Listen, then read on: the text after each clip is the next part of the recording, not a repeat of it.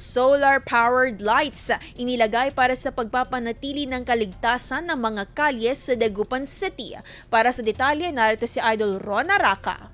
104.7 IFM Report! Inumpisahan na ng lokal na pamahalaan ng Dagupan ang paglalagay ng mga solar-powered lights sa lungsod. Kinakabitan ng mga kalye ng pailaw, lalong-lalo na sa mga madidilim na bahagi. Layon itong matiyak ang kaligtasan ng mga residente at maiwasan na rin ang anumang hindi kanais-nais sa pangyayari. Kabilang sa mga nalagyan na ay ang bahagi ng Tondaligan Baywalk, Barangay Boquig at Barangay Malued.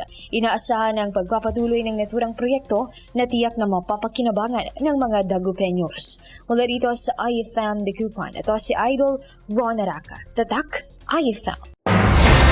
IFM News. IFM News. IFM News.